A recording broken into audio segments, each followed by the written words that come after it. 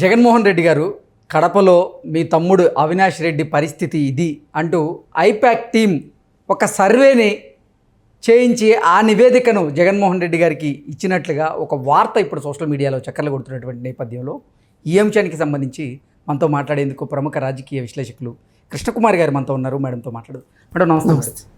Madam, కడపలో అవినాష్ రెడ్డి పరిస్థితి ఇది అంటూ ఒక సర్వే నిర్వహించే ఐపాక్ ఆ సర్వే రిపోర్ట్ని జగన్మోహన్ రెడ్డి గారికి ఇచ్చారు అంటూ ఒక వార్త సోషల్ మీడియా వేదికగా చక్కర్లు కొడుతూ ఉంది. ఏంటి మేడం, కడపలో పరిస్థితి ఏ రకంగా ఉండబోతుందంటే ఏం చెప్తారు? అయిపోయిందండి అవినాష్ రెడ్డి. ఎందుకంటే ఈ మధ్యకాలంలో ఒక వార్త వచ్చింది, వినే ఉంటారు మీరు. క్యాండిడేట్ని మారుస్తున్నారు. ఎగ్జాక్ట్లీ. క్యాండిడేట్ని మార్చేదాకా వచ్చింది అంటే ఇంటర్నల్గా అతని గురించి ఒక సర్వే వచ్చినట్లు లెక్క. ఆ సర్వే ప్రకారం ఇంటర్నల్గా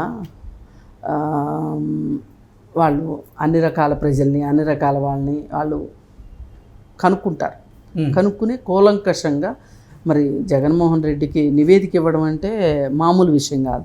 తేడా వస్తే సంగతి చూస్తాడు కదా, మరి అందుకోసం అని చెప్పి వాళ్ళు చాలా ఒళ్ళు దగ్గర పెట్టుకుని ఇచ్చుంటారు. అయితే ఇదంతా జరగడానికి కారణం ఏంటి అంటే,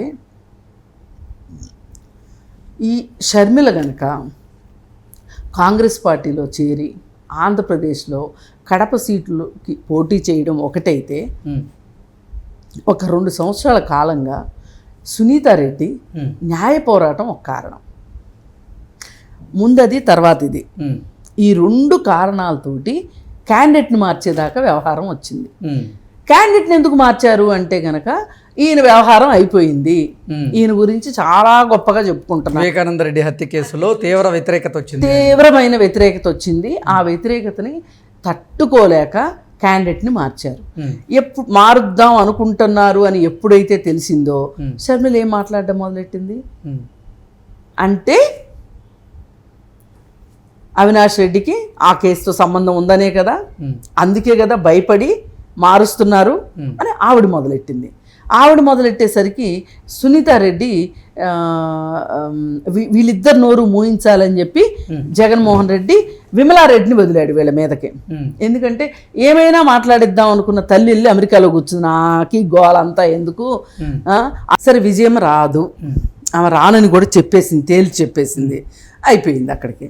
అందుకని ఆమె విమలమ్మను వదిలారు మీదకి. అసలు ఏంటి, ఏం ఆడబడుచులు ఇంటి పరువు తీస్తున్నారు, అది ఇది అని చెప్పి ఆవిడ అంది. అయితే దానికి కూడా షర్మిల ఆమెకి వయసు అయిపోయింది, ఏదో మతి తప్పి మాట్లాడుతుందని ఆవిడంటే, ఈవిడ ఎవరు మన సునీతారెడ్డి చాలా షార్ప్గా అన్నలు నిన్ను ఏ విధంగా చూసుకున్నారు, ఒక్కగానొక్క చెల్లివని, అయితే గారాబంగా చూసుకుంటే ఆమెకు భర్త కూడా చనిపోతే వీళ్ళు చాలా బాగా చూసుకున్నారు. మేనల్లుడిని ఎంత బాగా చూసుకున్నారో, వాళ్ళు ఆర్థికంగా సెటిల్ అయ్యేటట్లు. ఇప్పుడు విజయవాడలో వాళ్ళకి రాజీవరాజు థియేటర్స్ ఉంటాయి, ఆవిడ కొడుకులు, వాళ్ళు కొంచెం డక్క ముక్కలు తిన్నా కానీ వాళ్ళకి బాగా సాయం చేసి ఆమె కుటుంబాన్ని నిలబెట్టారు. అయితే ఇంత చేస్తే కనీసం అన్న మీద ప్రేమ కూడా లేదా నీకు?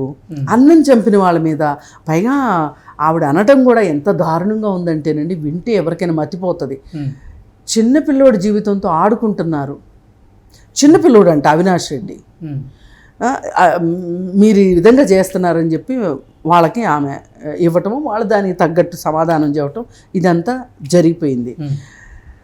అప్పుడు ఈమె పవర్ పాయింట్ ప్రజెంటేషన్ ఇచ్చింది. ఈ పవర్ పాయింట్ ప్రజెంటేషన్ తోటి మొత్తం అసలు ఎంత బ్రెయిన్ వాష్ అవ్వాలో, ఎంత జరగాలో, అసలు ఆ దృశ్యాలు చూస్తే గనక నిన్న అంటున్నారు ఎవరో, అసలు చాలా భయం వేసింది, మొదటిసారి ఒళ్ళు గొగ్గురు పొడిచింది ఆ గాయాలు చూస్తే, వివేకానంద రెడ్డి గాయాలు చూస్తే. మరి అలాంటి గాయాలు తగిలితే గుండెపోటని వీళ్ళు ఏమీ చూడకుండా ఎట్లా ప్రచారం చేశారు అనేది ఇప్పుడు $1 మిలియన్ క్వశ్చన్. అందుకే వీళ్ళే ఏదో చేశారు అనడానికి ఇది ఒక కారణం. లేకపోతే ఈ అనుమానం వచ్చేది కాదు. హత్య జరిగిందండి, ఎవరు వచ్చారో చేశారో, ప్రభుత్వం ఈ హత్య ఉదంతం ఏంటో తేల్చండి, దోషుల్ని పట్టుకోండి, ప్రభుత్వానికి ఇది ఒక సవాలు, మీ పార్టీ కానంత మాత్రాన ఇలా ఊరుకుంటారా మీరు అని వీళ్ళు దాడి చేయాల్సింది పోయి ఈ ప్రభుత్వం మీద మీరే చేశారు అని చెప్పి చాలా తెలివిగా వ్యవహారాన్ని పక్కదో పట్టించేలాగా చేశారు కదా. ఇవన్నీ ఆవిడ మాట్లాడింది సునీతారెడ్డి. టైం టు టైము వీళ్ళంతా ఎలా కలుస్తున్నారు ఏంటి, గూగుల్ మీట్లో కలిసిన విషయము మొత్తం నా ఫోన్ నెంబర్లతో సహా మొత్తం వివరాలు ఇచ్చింది. దెబ్బకి అసలు ఎంత మైండ్ బ్లాంక్ అయిపోయిందంటే వాళ్ళకి ఏం చేయాలో అర్థం కాక ఇన్ని రోజుల నుంచి మౌనమునిలా ఉన్నాడు అవినాష్ రెడ్డి.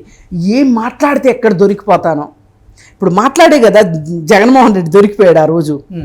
అసలు గొడ్లని నీకు ఎవరు చెప్పారని అడుగుతుంది ఎవరు, సునీతారెడ్డి. వ్యాలిడ్ పాయింట్ కదా, పోస్ట్ మార్టం అవ్వాలి, డాక్టర్లు ఇవ్వాలి, పదునైన ఆయుధము గొడ్డలి లాంటి ఆయుధం అని అంటారు. కానీ వాళ్ళు కూడా గొడ్డలి అని చెప్పరు. వాళ్ళు కూడా గొడ్డలి అని ఎవరు చెప్తారు అంటే పోలీసులు ఆ మారణాయుధాన్ని స్వాధీనం చేసుకుని దీని సీన్ రీకన్స్ట్రక్షన్ చేసిన తర్వాత ఈ ఆయుధంతోనే, అంటే ఇప్పుడు ఆ గొడ్డలి యొక్క వేటు ఎలా ఉంది, ఈ దొరికిన ఆయుధంతో కొడితే ఈ దెబ్బ ఇలాగే తగులుతుందా అనే ఇది ఒక సైంటిఫిక్ రీజనింగ్. ఇదంతా ఎవరిస్తారు? ఫోరెన్సిక్ డిపార్ట్మెంట్ వాళ్ళు పోలీస్ డిపార్ట్మెంట్కి ఇస్తే పోలీస్ డిపార్ట్మెంటు ప్రెస్ మీట్ పెట్టి చెప్తుంది. ఈ తతంగం అంతా జరగటానికి కనీసం 10 రోజులు పడుతుంది. అంటే ఈ పోస్ట్ మార్టం రిపోర్ట్ రావాలా, ఆ రిపోర్ట్ తోటి ఫోరెన్సిక్ డిపార్ట్మెంట్ దగ్గర ఈ బ్లడ్ శాంపిల్స్, ఈ గొడ్డల మీద ఉన్న శాంపిల్స్ ఇవన్నీ పోల్చుకుని వాళ్ళు ఒక ఆథెంటిక్ రిపోర్ట్ ఇస్తారు. అవన్నీ ఇచ్చేదాకా ఆగకుండా ఏదో సామెత ఉంది, ఏదో ఉందండి మంచి సామెత, గుర్తురావట్లేదు టైంకి. ఆత్రం అల్లుడు అరటికే తొక్క మీద కాలేసాడని ఆ రోజు చెప్పేశాడు. పొద్దున జరిగితే సాయంత్రం 4 ప్రెస్ మీట్ పెట్టి చెప్పాల్సిన అవసరం ఏంటి, ప్రెస్కి చెప్పాల్సిన అవసరం ఏంటి, నీకంత తొందర దేనికి? ఇంత చేసేసరికి అన్నయ్య ఇట్లా దొరికిపోయాడు, నేను కూడా దొరికిపోతాను అని అవినాష్ రెడ్డి ఆ రోజు నుంచి ఈ రోజు వరకు మాట్లాడలా. గమనించారా? ఇన్నాళ్ళకి పుట్టలోంచి పాము బయటకు వచ్చింది. బయటకు వచ్చి వాళ్ళు మాట్లాడడం మొదలెట్టింది. నాకు చివరి వరకు నాకు ఎన్నికల ప్రచారం చేసి పెట్టాడు. ఎందుకు చేసి పెట్టాడు? ఎగ్జాక్ట్లీ ఈరోజు YS Avinash Reddy press meet పెట్టి అసలు వివేకం బాబాయి నేను ఎంతో క్లోజ్గా ఉండేవాళ్ళమి, మమ్మల్ని కూడా 2014 ఎన్నికల్లో కానీ 19లో కానీ ఆయన నాకు సపోర్ట్ చేయమని. మీరేం కంగారు పడక్కర్లా. 2014లో వివేకానంద రెడ్డి ఆ మాట చెప్పడానికి కారణం ఏంటి అంటే ఈ సీటు అవినాష్ రెడ్డికి ఇవ్వాలి అని జగన్మోహన్ రెడ్డి నిర్ణయించుకున్నాడు. దానికి కారణాలు నేను చెప్పను, నాకు సంబంధం లేదు దాంతో. ఇవ్వదలుచుకున్నప్పుడు ఆ సీటుని వివేకానంద రెడ్డి ఒకప్పుడు వదులుకున్నాడు జగన్మోహన్ రెడ్డి కోసం. నీ కోసం అయితే వదులుకుంటాను కానీ బిడ్డ, అవినాష్ రెడ్డి కోసం నేను వదులుకోను అంటే, కాదు నీకు వయసు అయిపోయింది, నువ్వు తిరగలేవు, నీకు ఎమ్మెల్సీ ఇస్తాము అని వాళ్ళందరినీ కూర్చోబెట్టి రాజీ చేసి ఈయన్ని ఎమ్మెల్సీ చేయాల్సిన బాధ్యత మీది అని చెప్తే వైఎస్ భాస్కర్ రెడ్డికి, అవినాష్ రెడ్డికి వీళ్ళందరికీ చెప్తే చేస్తామని వాళ్ళు ఒప్పుకొని ఎమ్మెల్సీగా ఆయన్ని ఓడించారు. అంటే ఆ బాధతోటి రాజకీయాల జోలికి రాకుండా ఉంటాడు. వీళ్ళ నిజ స్వరూపాలు అర్థం చేసుకుని ఆయన దోవ ఆయన చూసుకుంటాడు, ఆయన ఇక సన్యాసం తీసుకుంటాడని వీళ్ళు అనుకుంటే ఆ పెద్ద మనిషి సన్యాసం తీసుకోవడం సంగతి పక్కన పెట్టి ఆయన మళ్ళీ ఎలక్షన్ వచ్చేటప్పటికి షర్మిలాని చేయమని కూర్చున్నాడు. ఆ రోజు నీకెందుకు ఎన్నికల ప్రచారం చేసి పెట్టాడు? వీళ్ళిద్దరు రామలక్ష్మణులని ఎందుకు అన్నాడు? ఎమ్మెల్సీ ఇస్తామన్నారు కాబట్టి, ఆయన సీట్ వదులుకున్నాడు కాబట్టి, వదులుకున్నందుకు ప్రతిఫలంగా ఎమ్మెల్సీ చేస్తామన్నారు కాబట్టి ఆయన ప్రచారం చేశాడు మీకు. మీరు ఆ తర్వాత మీరు మాట తప్పారు కాబట్టి ఆయన కారాలు మీరియాలు నోరుతా ఉన్నాడు. అందుకే షర్మిలాని పట్టుకొచ్చి షర్మిలకి ఇవ్వాలి అన్నాడు. ఈయన బతుకుంటే షర్మిలకి పాటే పాడతాడు. ఈయన మళ్ళీ షర్మిలను తీసుకొచ్చి ఈ కుటుంబంలో